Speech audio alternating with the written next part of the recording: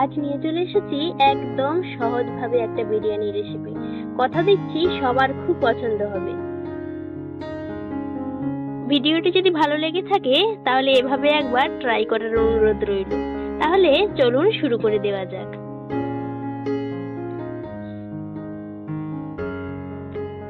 এর জন্য চাইলে মুরগির পায়ের দিকের অংশটাও নেওয়া যায়, আর তাছাড়া এটাকে বড় বড় করে টুকরো করেও নেওয়া যায়। দোকানে গিয়ে যদি বলেন যে বিরিয়ানি বানানোর টুকরো করে দিন, তাহলে কিন্তু ওনারা সুন্দরভাবে করে দেয়। এখানে আমি পায়ের দিকের যে অংশ ছিল সেটাও নিয়েছি, আর বড় বড় করে টুকরো করেও কেটে নিয়েছি। দুটো ভাবেই আপনাদের দেখাচ্ছি, আপনারা যে কোনো ভাবে বানাতে পারেন। এবার এটাকে ভালো করে একটু ম্যারিনেট করে নেব। তার মধ্যে আমি দিয়েছি পেঁয়াজ বাটা, আদা রসুনের বাটা, টক দই আর লাল লঙ্কার গুঁড়ো, আর দিয়েছি অল্প পরিমাণে হলুদের গুঁড়ো, আর দেব পরিমাণ মতো লবণ।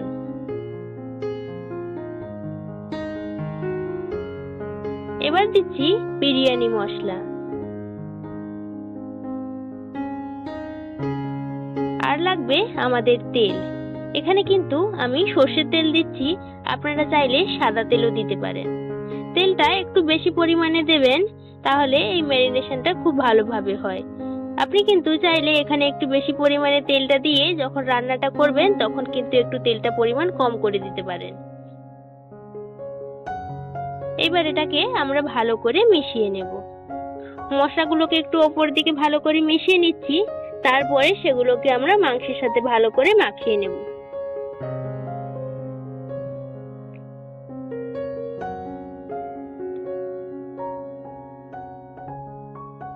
এইভাবে উল্টে পাল্টে দিয়ে ভালো করে মশলাটা মাংসের গায়ে লাগিয়ে দেবেন, যাতে তেল মশলাগুলো ভালো করে মাংসের মধ্যে ঢুকে যায়।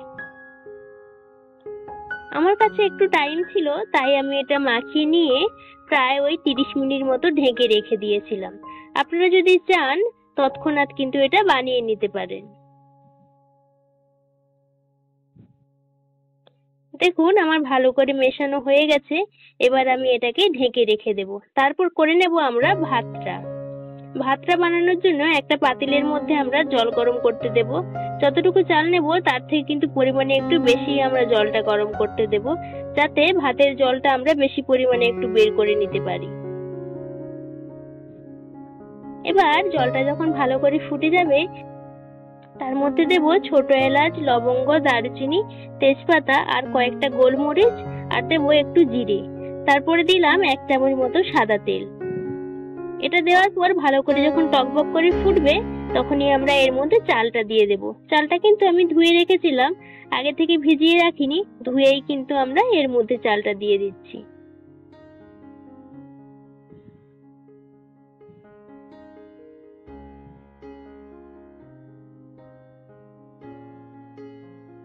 চালটা দেওয়ার পর হাতা দিয়ে আমরা একটু নেড়ে দেব, যাতে তলায় না লেগে যেতে পারে।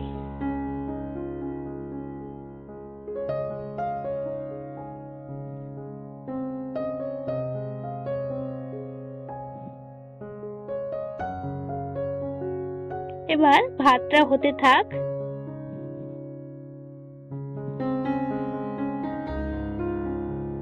দেখতেই পাচ্ছেন প্রায় আমার এটা হয়ে এসছে। ভাতটা কিন্তু আপনারা পুরোটাই কুক করতে যাবেন না, এটা প্রায় 70% মতো রান্না হয়ে যাবে, তখন কিন্তু আমরা এটাকে নামাবো। আর নামানোর আগে ভাতটা যাতে বেশি পরিমাণে ঝুরঝুরে আর ফ্রেশ দেখতে লাগে, তাই আমরা এর মধ্যে একটু পাতিলেবুর রস দিয়ে দিলাম। লেবুর রসটা যে কোনো ভাত নামানোর আগেই যদি আপনারা দিয়ে থাকেন, ভাতটা কিন্তু অনেক সাদা হয় আর অনেক ফ্রেশ লাগে। এবার লেবুর রসটা দিয়ে চামচ দিয়ে আমি একটু মিশিয়ে নিচ্ছি। মেশানোর পরে দেখুন আমি ভাতটা তুলে দেখাচ্ছি কতটা পরিমাণে আমি ভাতটা রান্না করেছি, প্রায় 70% মতো। এর থেকে বেশি কিন্তু রান্না করব না। এবার এই ঢাকনাটা দিয়েও আমি জলটা ফেলে দিতে পারি। তাছাড়া এইরকম একটা ছাঁকনির সাহায্যে, এই যেটার মধ্যে ফুটো ফুটো থাকে, সেটার সাহায্যে কিন্তু আমরা ভাতটা ঢেলে এর জলটা আলাদা করে দিতে পারি। এবার ভাতটা দেখুন কতটা ঝুরঝুরে আর কতটা ফ্রেশ লাগছে। এই ফ্রেশটার কারণই হচ্ছে কিন্তু লেবুর রস।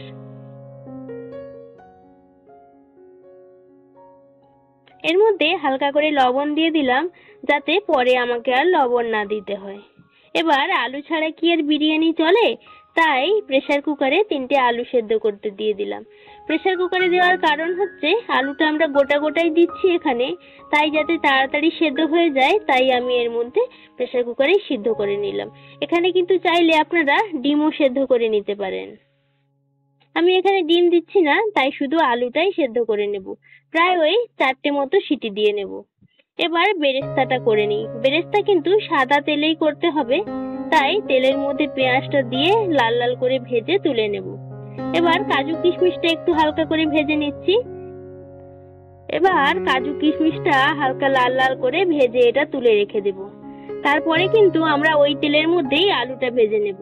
আলুর মধ্যে আমরা কোনো হলুদ দিইনি, শুধু একটু পরিমাণে লবণ দিয়েছিলাম। আর এই যে কালারটা দেখতে পাচ্ছেন, এটা কিন্তু সামান্য পরিমাণে ফুড কালার দিয়ে আলুটা ভালো করে মিশিয়ে নিয়ে এবার ভেজে তুলে রাখবো। এই যে লাল লাল করে ভেজে তুলে রেখেছি। এবার কিন্তু ওর মধ্যে যেটুকু তেল ছিল ওটাই কিন্তু যথেষ্ট, আর কিন্তু আমরা এক্সট্রা করে কোনো তেল দিচ্ছি না। ওর ওপরেই কিন্তু আমরা এবার মাংসটা দিয়ে দেব।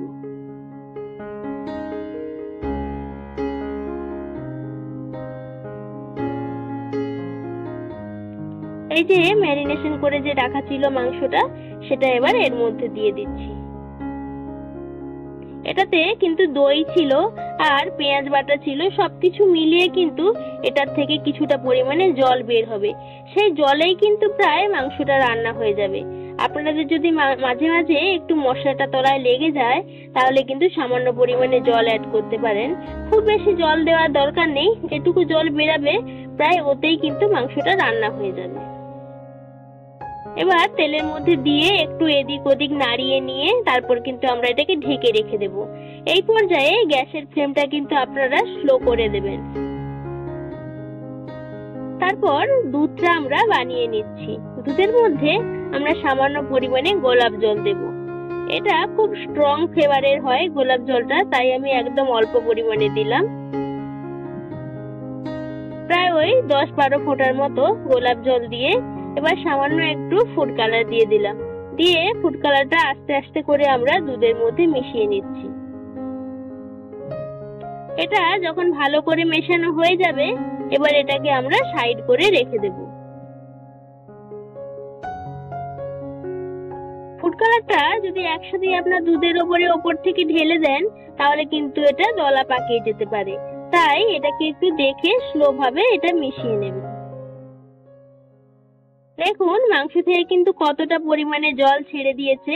এটা কিন্তু ঢাকা দেওয়ার ফলে আর গ্যাসটা স্লো করে দিয়েছিলাম, তার ফলেই কিন্তু এটা থেকে অনেকটা পরিমাণে জল ছেড়ে দিয়েছে। এর মধ্যেই কিন্তু এটা প্রায় রান্নাই হয়ে যাবে। আবারও এভাবে একটু নেড়ে চেড়ে ঢাকনা খুলে তারপর আমরা ঢেকে ঢেকে এভাবে রান্না করে নেব। যখন বুঝবেন মাংসটা প্রায় হয়েই গেছে, তখন কিন্তু এবার ওই যে ভেজে রাখা আলুটা ছিল সেইটা আমরা একটু এর উপরে দিয়ে দেব।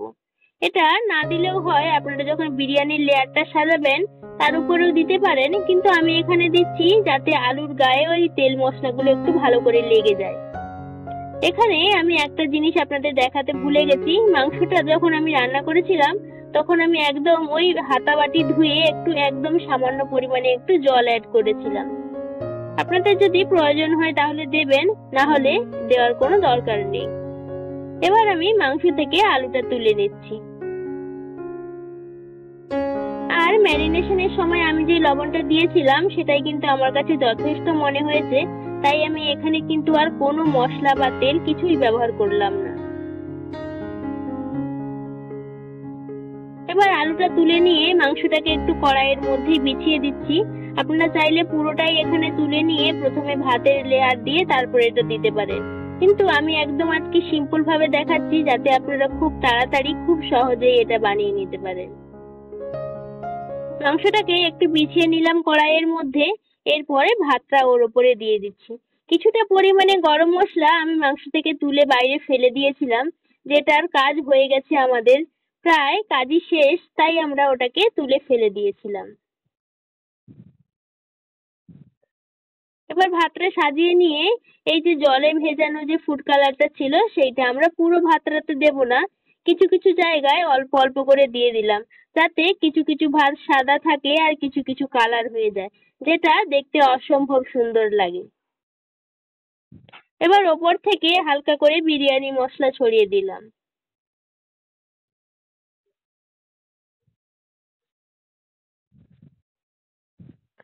তারপর আমরা ওই মশলাতে মাখানো আলুগুলো ওপর থেকে সাজিয়ে দিচ্ছি।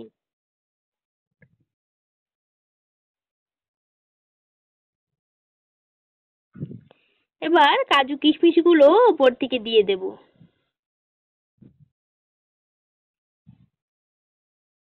তারপর দেব যে পেঁয়াজগুলো ভেজে রেখেছিলাম বেরেস্তা করে, সেই পেঁয়াজ ভাজাটা এবার দিয়ে দিলাম।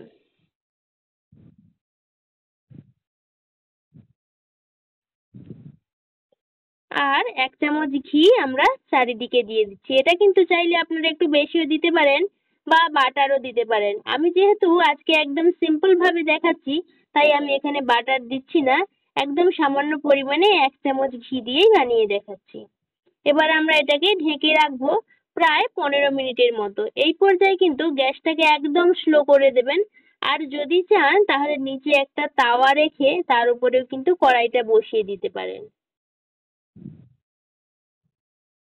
প্রায় 15 মিনিট হয়ে গেছে। তারপর ঢাকনাটা খুলে আপনাদের একটু কেটে দেখাচ্ছি। এই যে দেখেই বুঝতে পারছেন কতটা ঝরঝরে হয়েছে।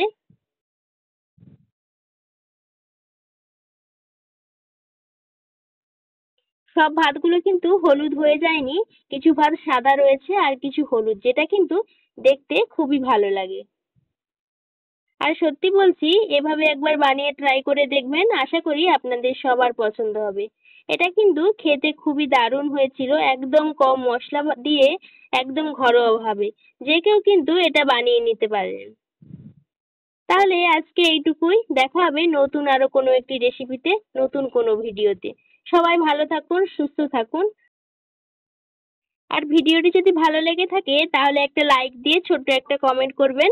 আপনাদের এই ছোট ছোট কমেন্টগুলি আমাকে আরো উৎসাহিত করে তোলে নতুন নতুন ভিডিও বানানোর জন্য। আমি একটু মাংসটা আপনাদের ছিঁড়ে দেখাচ্ছি। দেখুন ভেতর থেকে কত ভালোভাবে এটা সেদ্ধ হয়ে গেছে। এটা কিন্তু খুব বেশি হার্ড হয়ে যায়নি, এটা কিন্তু সফটই আছে।